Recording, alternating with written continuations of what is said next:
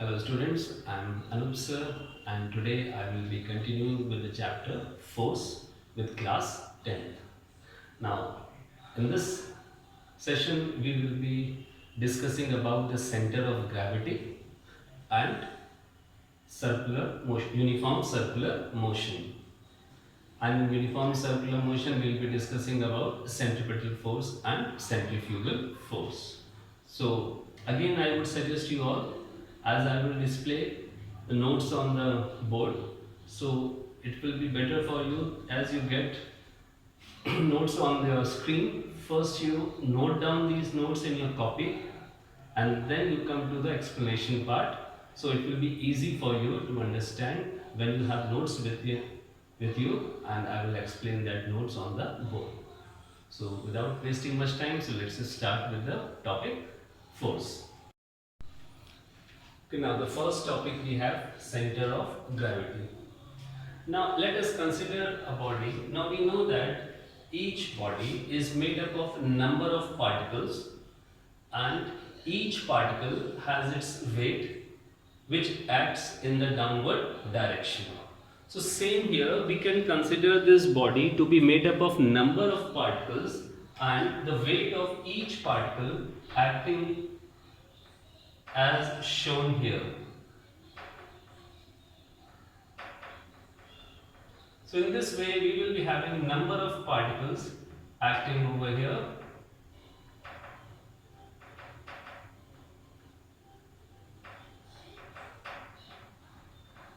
So we have number of particles acting over here and weight of each particle will be acting in the downward direction like this.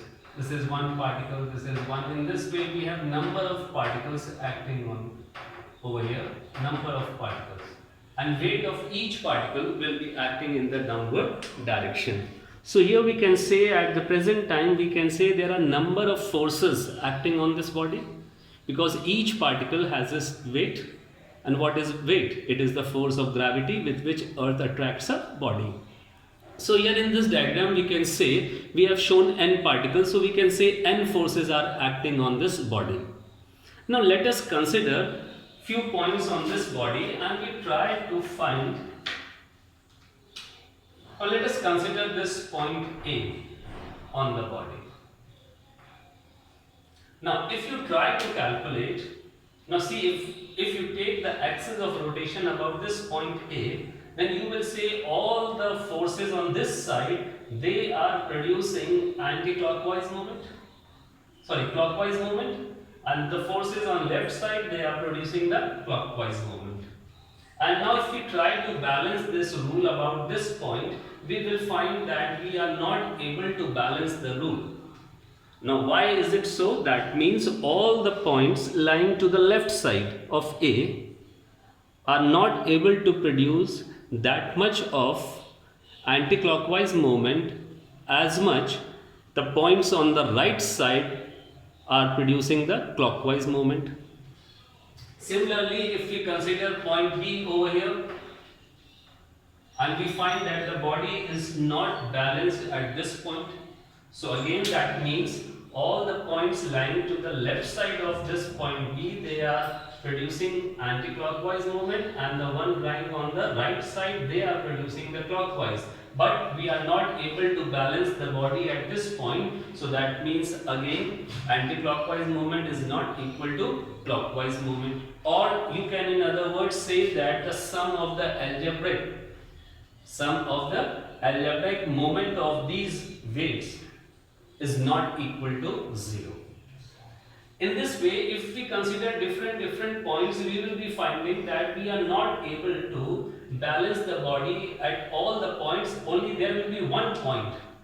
You will find only one point on the body about which, if you calculate the moment of these forces acting on the body, their algebraic sum will be 0. Is it clear? There will be only one point in the whole body, or you can say there will be only one point where the algebraic sum of the moment produced by these weights will be equal to 0. Then that point about which you will be finding that the algebraic sum of the moments produced by these weights is 0. That point will be given the name center of gravity. And remember, there will be only one point. You can't have more than one point where the algebraic sum of the weights of the particles will be equal to 0. Only one point. And remember, that point may be on the body, and the possibility is that point may lie outside the body. It's not necessary that point will be on the body only. Sometimes if you consider a body and you will be finding that it's a center of gravity, that means the point about which the algebraic sum of the moments produced by these particles weight will be 0. That point may lie outside the body. For example, if you take later on we will discuss it. So here we say that the point about which, now see what the definition says. Definition says the center of gravity of a body is the point about which the algebraic sum of moments of weight of all the particles constituting the body is 0. That means if we consider this point, maybe at this point all the weights on this side and all the weights on the right side, these weights are producing the anti-clockwise moment and these weights are producing the clockwise moment. Their sum may be equal to 0. There will be only one point. So such a point is given the name center of gravity. And this is the point about which if you try to balance the body, you will see that the body gets balanced. It is only that point. Or you can say it is the point where the whole weight of the body will act, as given you in the definition. So this is the definition for center of gravity. Okay, now let's see what we have the next.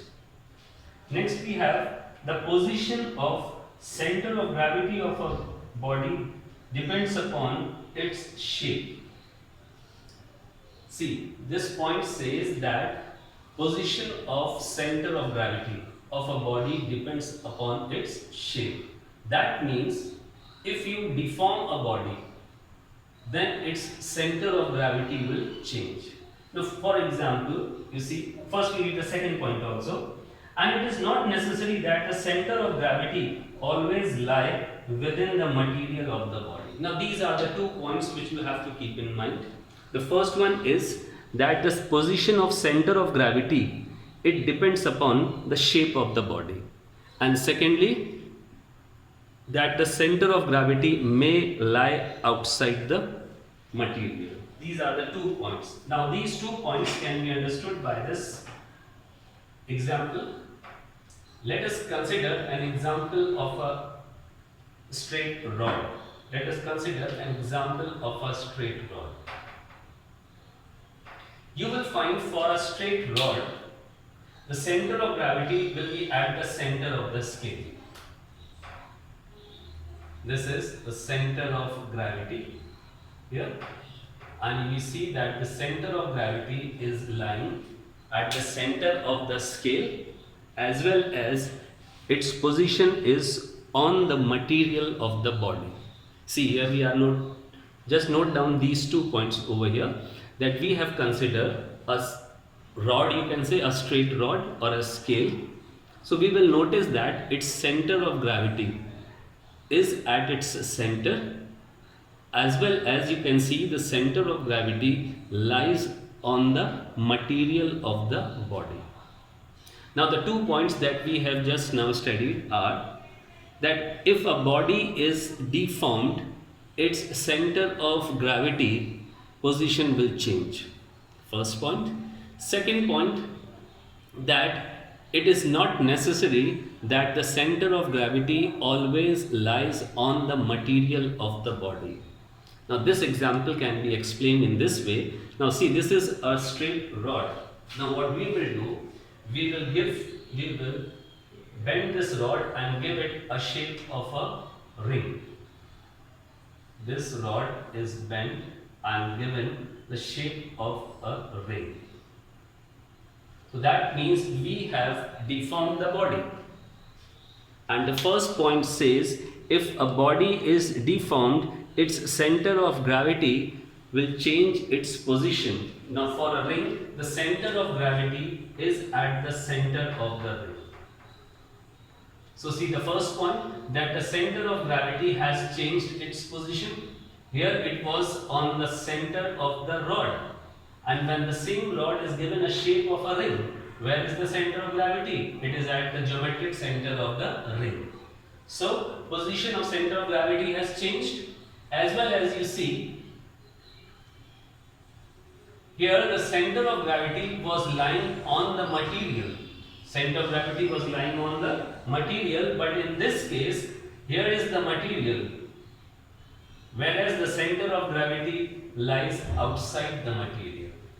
So this example gives you both the 2 points that we have read over here. The 2 points were that on deforming a body, the position of center of gravity changes, and the second point was that it is not necessary that center of gravity lies within the material. So this example will explain both the points. We have taken a rod, its center of gravity was at the center of the rod, and there material was there, but as soon as this rod was given a shape of a ring, center of gravity changes its position and it comes to the center of the ring, and you can see there is no material at that point. So the 2 points can be explained through this example. Next you will learn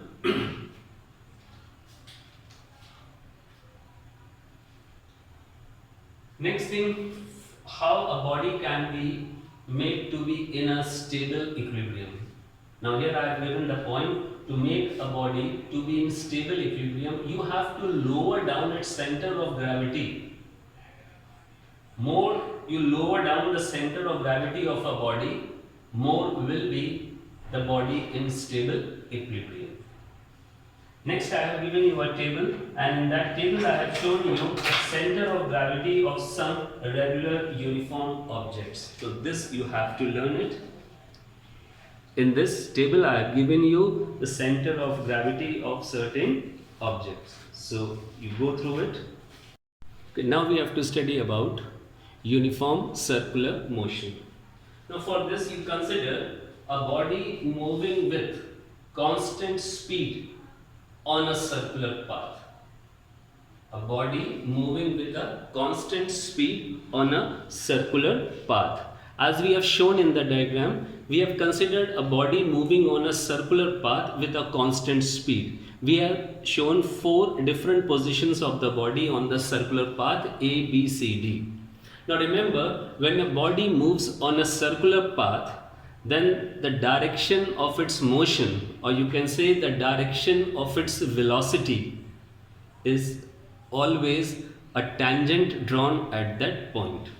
Now here, body was moving on a circular path, so the direction of motion at point A will be like this, a tangent drawn over here.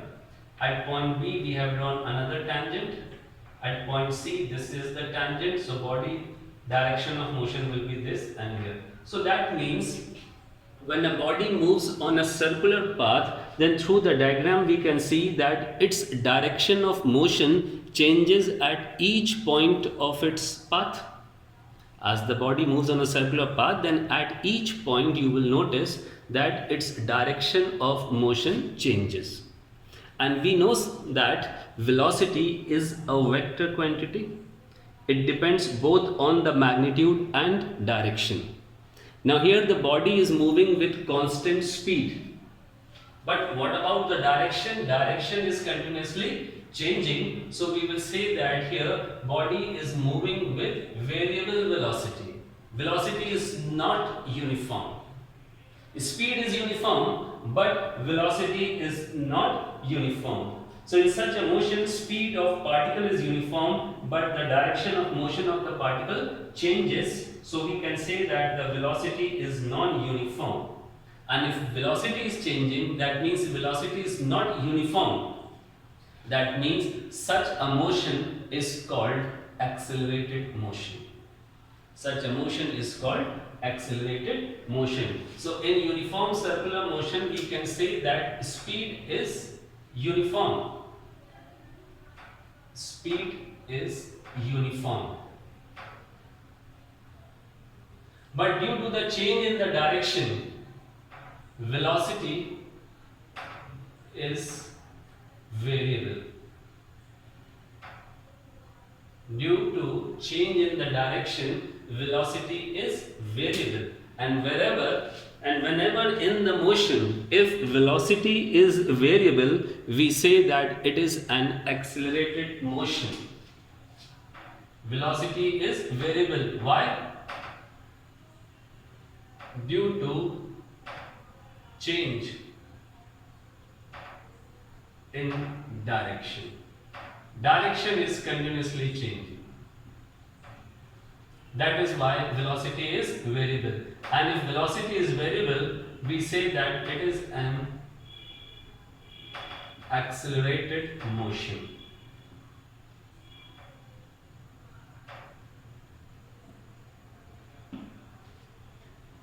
So that means a uniform circular motion, speed is uniform, velocity is variable. And why the velocity is variable? Due to change in direction. And such a velocity which is changing, we say that there is an accelerated motion. Now let us see what will be the difference between linear uniform motion and uniform circular motion. Let us see what will be the difference between uniform linear motion. Now if we consider uniform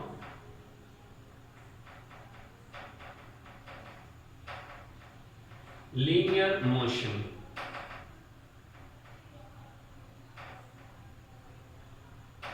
so in uniform linear motion, speed and velocity both are constant. See, linear motion, that means body is moving in the same direction. There is no change in the direction. So that means body is moving with constant speed and constant velocity. No change in speed and velocity. So in uniform linear motion, speed and velocity both are constant. Neither the speed changes nor the velocity. Now velocity is not changing because magnitude is same, as well as direction is also not changing. So velocity is also, here direction was changing. But here in linear motion, body moves in a straight line path, so there is no change in direction, so that means no change in velocity. So we say speed and velocity both are constant. If speed and velocity both are constant, so we say that there is no acceleration. It is an unaccelerated motion.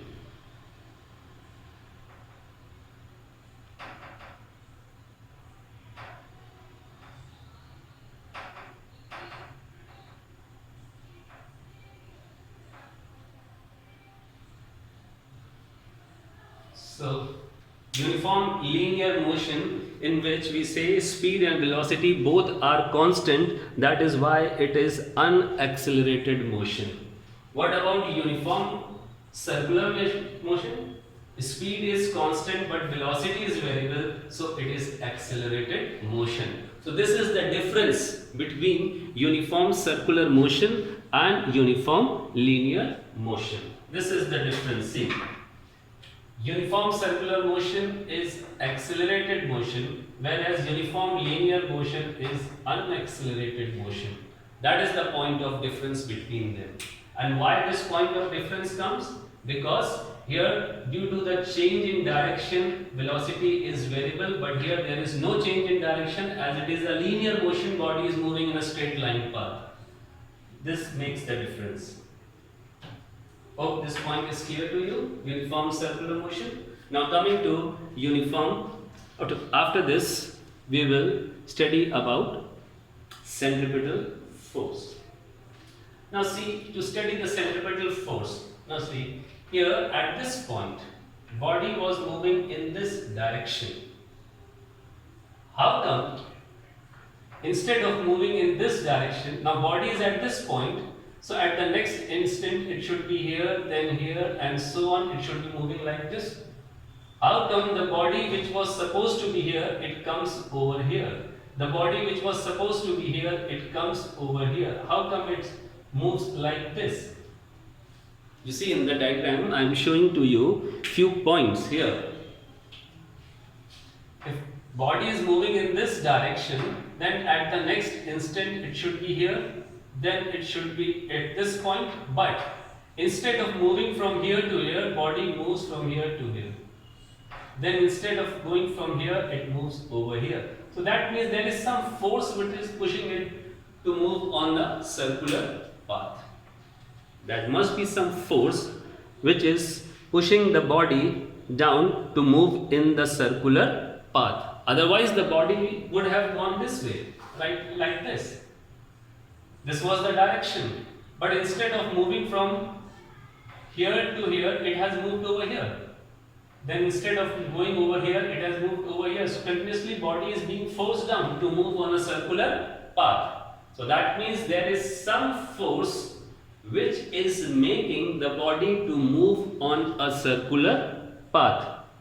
And that force which makes the body to move on a circular path, that force is called centripetal force. Let's see what the definition says. A force which is directed towards the center of the circular path and always acts at right angle to the direction of motion on a body moving on a circular path is called the centripetal force. That means if a body is moving on a circular path like this, at any instant, if this is the direction of its motion, then there will be a force acting on the body which will make the body to move on a circular path, and that force will be always perpendicular to the direction of motion, like this. And it will be always directed towards the center of the circular path. Now for instance, if the body is at this point, so its direction of motion is like this. We have drawn a tangent. But body is not going in this way.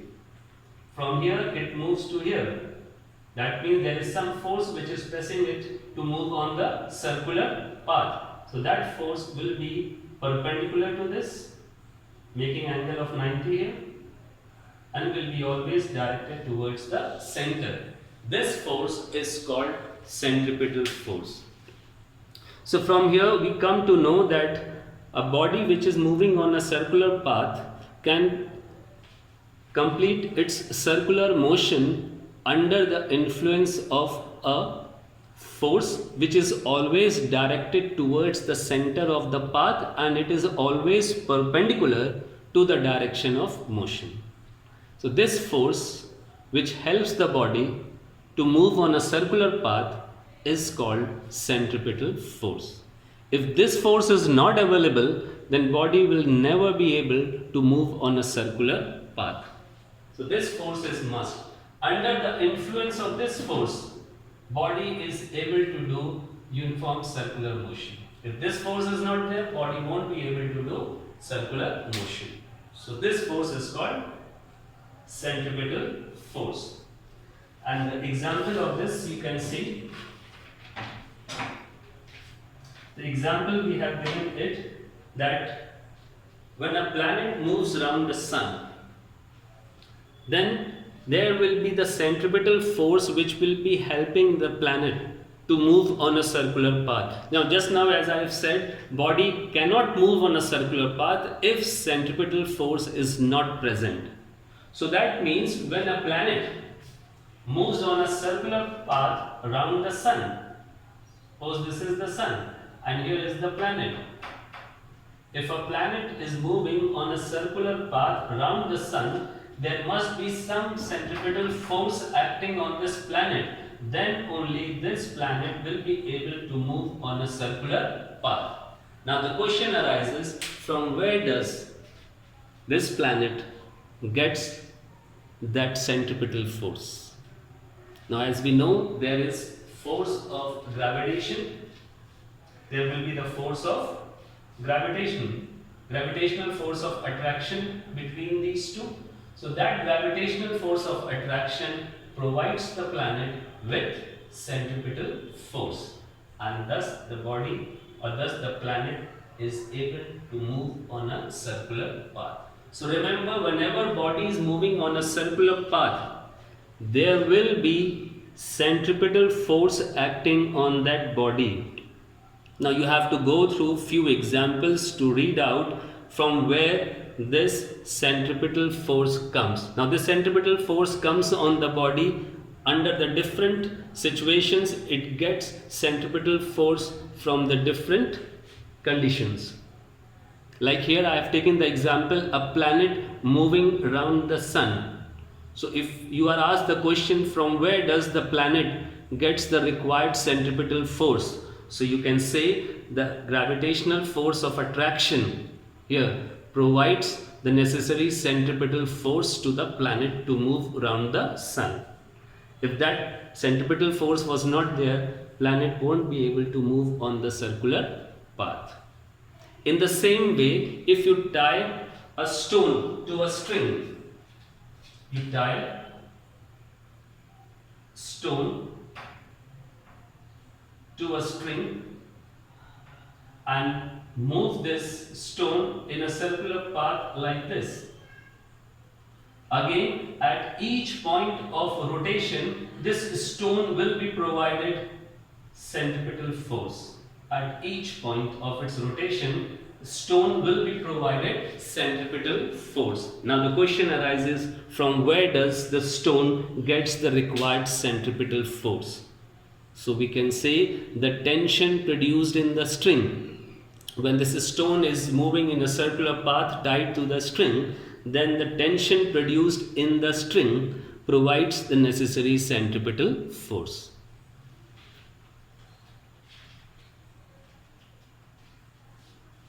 Okay, next we have centrifugal force. Next we have centrifugal force. Now to understand the centrifugal force, let us see what centrifugal force is. First of all, let me tell you that centrifugal force is an imaginary force. It's not a real force, it's a virtual force. Now it is a force, you see, it is an apparent force in a certain situation that a body appears to be acted upon by a force while there is no force acting on the body. Right? It is a force which is virtual. A body will appear to be acted upon by a force, whereas in actual there will be no force on the body. But under a certain situation, it will appear to you that the body is being acted upon by a force. Now let's take an example of it. Let us suppose a car is moving. Let this be considered as a car moving, and this is the dashboard of your car. Now this side, driver is sitting with the steering in his hand, and here on the dashboard there is a cup. This is the cup on the dashboard. Okay. Now this car takes a turn, a sharp turn to the left side. This car takes a sharp turn to the left side. So here we can draw the new position of the car like this.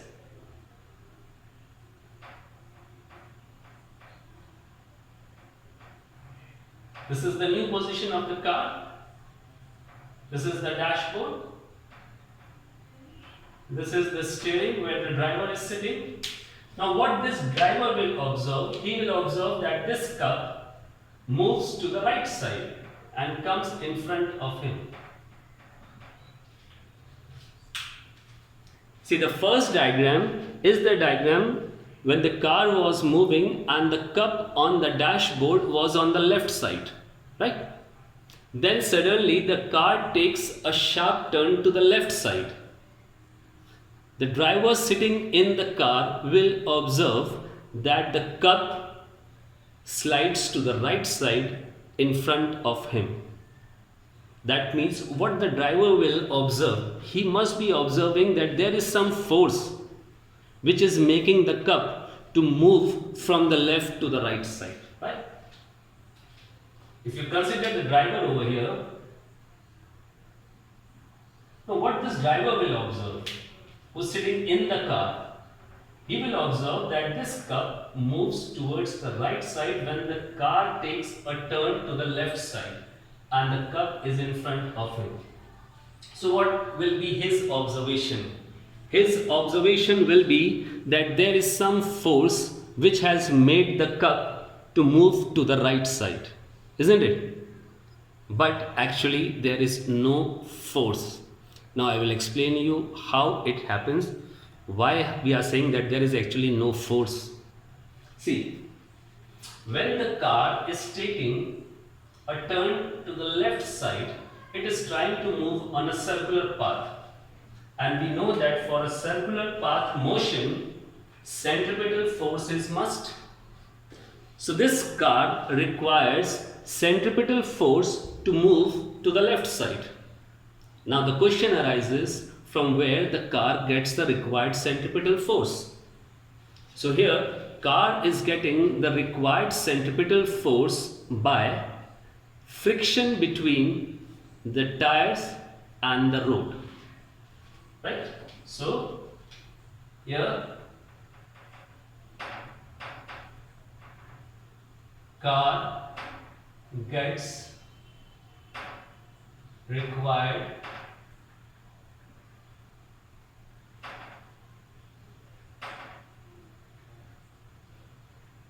centripetal force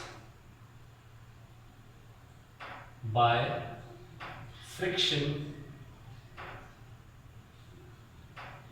between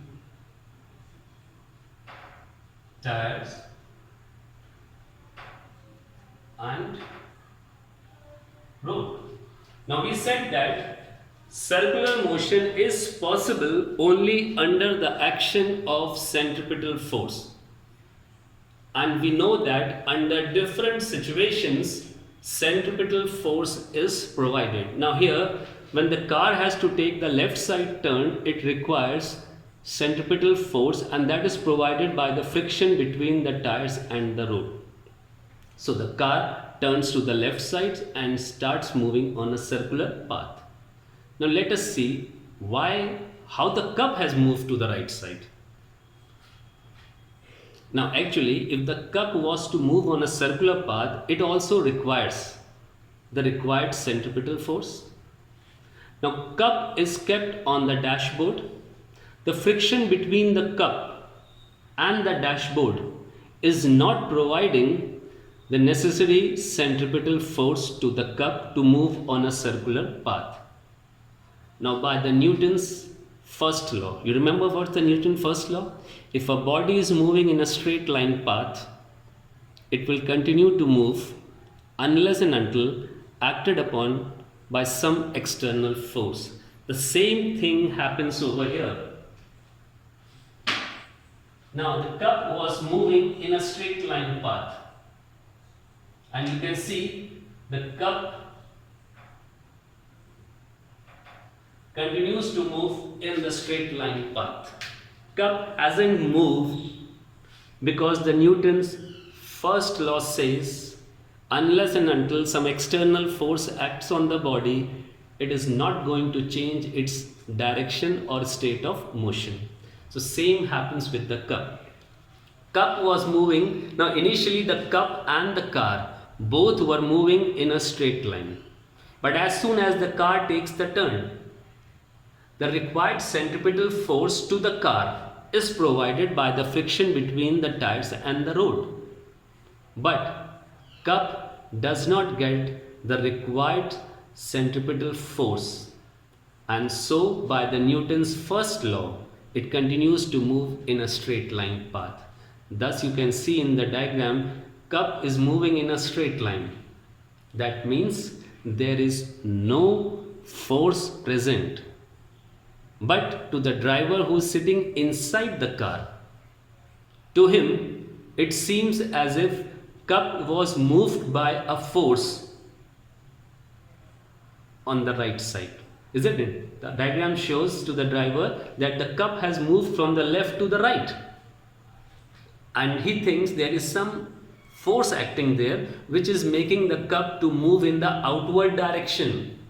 See, this is the circular path. Car going to move on a circular path.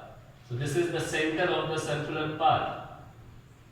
So you can see to this driver, it seems that cup has moved in the outward direction.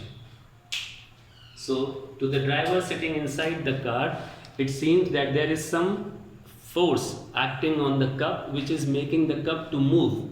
So he gives this force a name, centrifugal force. As I told you in the starting, centrifugal force is not a real force. So actually there is no force acting on the cup. But to the driver, it appears that due to an external force, a force which is acting in the outward direction, the cup has moved from the left to the right side. Whereas if you see in the diagram, cup hasn't moved, it is moving in a straight line motion, following the Newton's first law. Whereas to the person who is outside the car, he will observe that the cup is moving in a straight line path. So this force which appears to an observer under a certain situation, though that force is actually not present. This force is called centrifugal force. Now there are a few points which you must remember. The centrifugal force is not a real force. Centrifugal force is not the force of a reaction of centripetal force. And all the bodies moving on a circular path under the action of centripetal force are in dynamic equilibrium. So you go through these notes which I have given to you, and if you find any difficulty, then again you can see what is centrifugal. I have just taken this example to explain you what is centrifugal force. Centrifugal force is not any actual force, it just appears under a certain condition. But centripetal force is a real force, and that force is necessary for a body to perform circular motion. So with this we end this chapter force. Numericals I have already explained you, and one numerical I said I will explain you in this video. So now I am going to explain you that numerical number 11 that was in the previous video. So now I am going to explain you that. Now let's see what's given in numerical number 11. A uniform meter rule of mass 100 gram is balanced on a fulcrum at 40 mark by suspending an unknown weight m at the mark 20. Now this is a meter rule. So 0 to 100, midpoint will be 50 and it is pivoted at 40.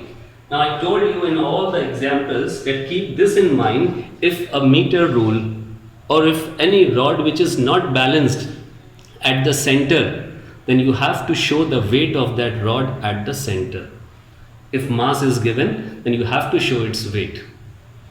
So here, how much is the mass of the scale given? The mass of the scale given is 100. So that means the force acting due to the weight,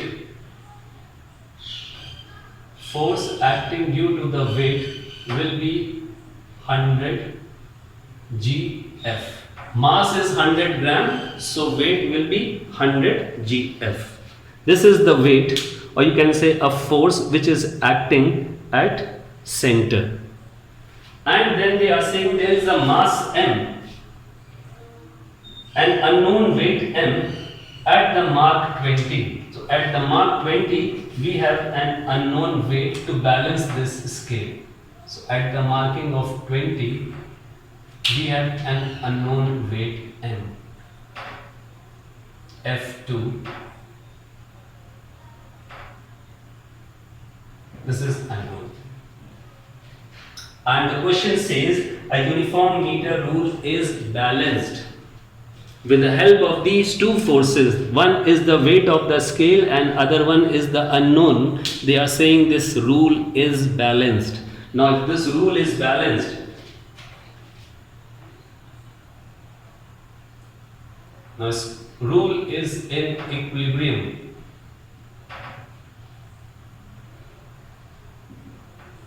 Anti-clockwise movement produced by F2, anti-clockwise movement of F2 will be equal to clockwise movement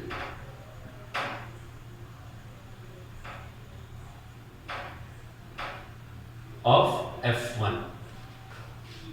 As the rule is balanced, so we can say in equilibrium position, anti-clockwise moment of F2 will be equal to clockwise moment of F1. So now here in the diagram you can see this is your D1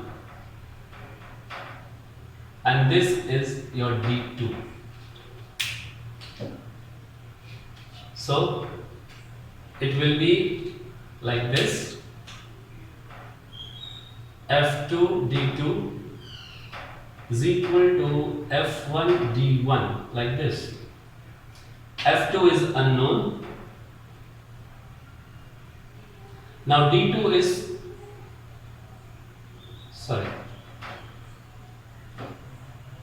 this is your D1, this is your D2. Now F2 is unknown and D2 is this position. From 20 to 40, that is 20. F1 is known to us, 100. D1 is this distance, that is 10. So when you solve it,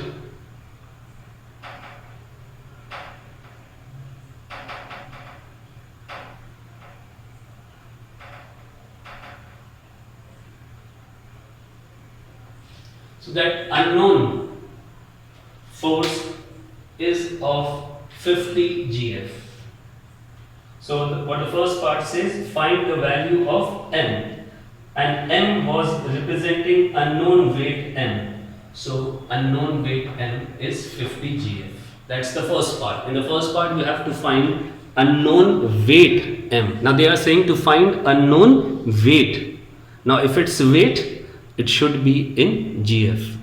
If they were saying to find the unknown mass, then we would have taken it as 50 grams.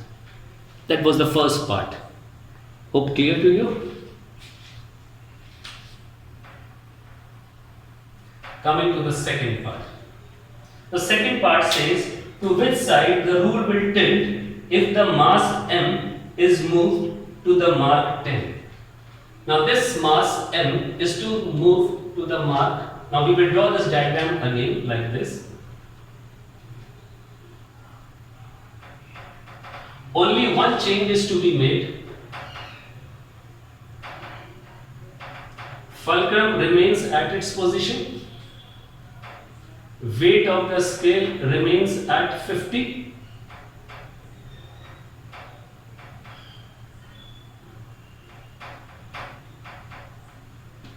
But this unknown weight in the second part is to be moved 10 centimeter mark. We are moving this to 10 centimeter. Now in the second part, F2 is known. Now it is not unknown. We have already calculated it. So this will be the diagram for the second part. Everything remains same except position of F2. That unknown weight, that was unknown in the first part. But for the second part, it is known, 50 GF. Now that weight of 50 GF is to be moved to the marking of 10. And now they are asking you, is the scale still in equilibrium?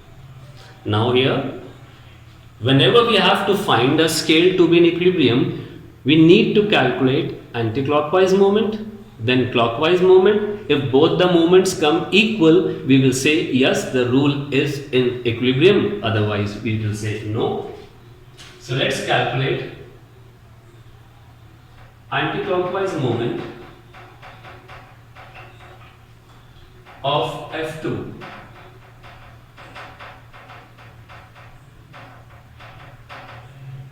F2 is 50 and its distance, now this is the distance d2. So its distance is from 10 to 40. So 10 to 40 is 30. It's 1500 GF centimeter. Now let's calculate clockwise moment. This was anti-clockwise moment. This is clockwise moment of F1. F1 is producing clockwise moment. So it's F1 into D1. So F1 is 100 and your D1 is this. Now D1, as you can see, is only from 40 to 50, that is 10. 1000. So we have calculated the moment produced by F1 and the moment produced by F2 on this scale, and we are finding the two moments are not equal. The two moments are not equal. So what they have asked in the question, to which side the rule will tilt? So which moment is more? Anti-clockwise moment is more. So which side the rule will tilt? It will tilt in anti-clockwise direction. Or you can say it will tilt to the left side according to this diagram. So it's better you write the direction anti-clockwise direction. And then they say, what is the resultant moment? So let's calculate the resultant moment. Now here we have to calculate the resultant moment.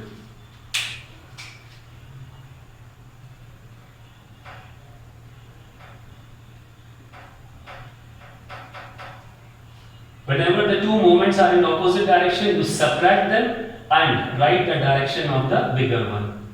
So 1500 minus 1000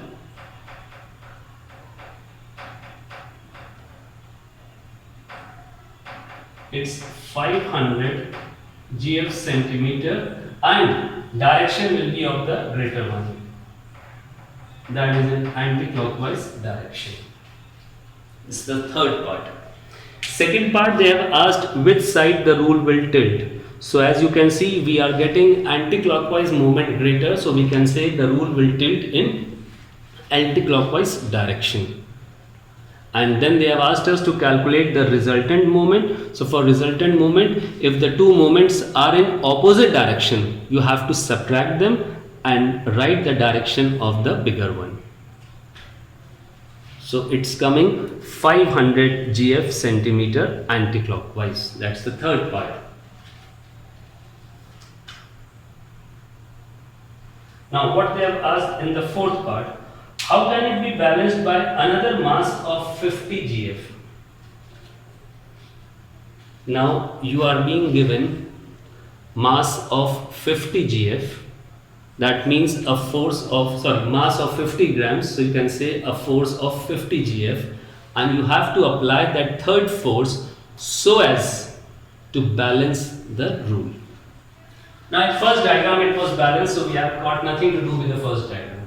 To this one. This one is not balanced. As you can see, the resultant is in the anti-clockwise direction. So that means it is tilting this side, anti-clockwise. So the third force need to be applied on the right side, this side. But where, that we don't know. So let's draw the third force like this. We are drawing it with the dotted line just to show that the third force position is not known to us. We only know this much, that this third force is to be applied on the right side.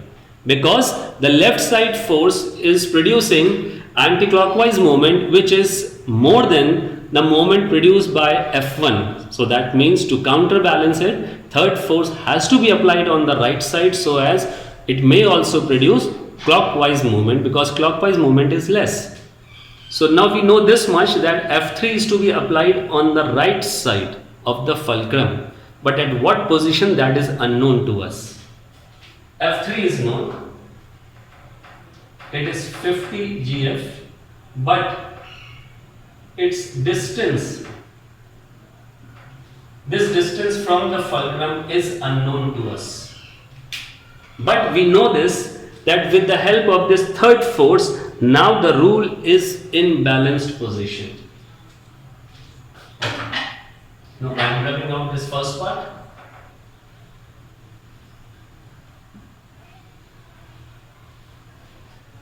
Excuse me. Now the rule is in balanced position. Okay, so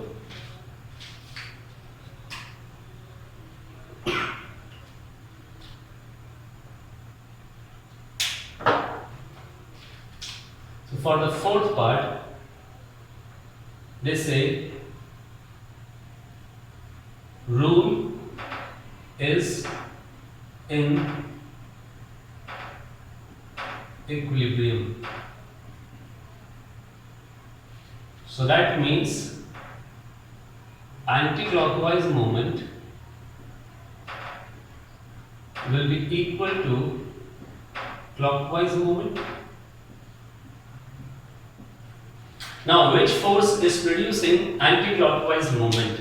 Only one force, F2, is producing anti-clockwise moment, and that is known to us. I am writing it just now. F2 D2. Whereas in this diagram, F1 and F3, they are producing the clockwise moment. So on the right side, clockwise moment, you have to write these two, F1 D1 plus F2 D2. Hope this point is clear to you.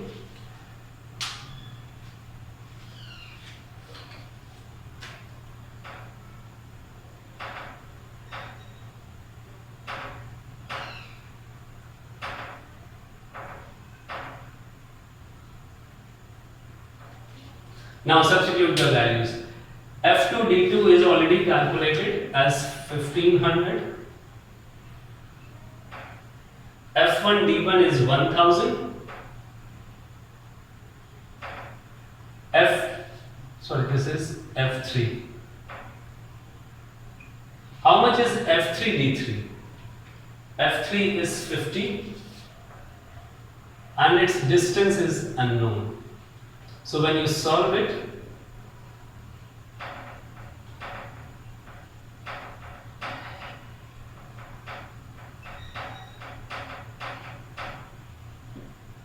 so you are getting the position of the third force is 10 centimeter from the fulcrum. So we have got position of the third force. So position of the third force from the fulcrum is 10 centimeter, or you can say at the marking of, you have to write the complete statement. So what will you say about F3? F3 is at the distance of 10 centimeter from the fulcrum, or you could say that F3 is at the marking of 50, because if you count 10 centimeter this side, it will be on the marking of 50. So F3 to be placed at the marking of 50. So we can write F3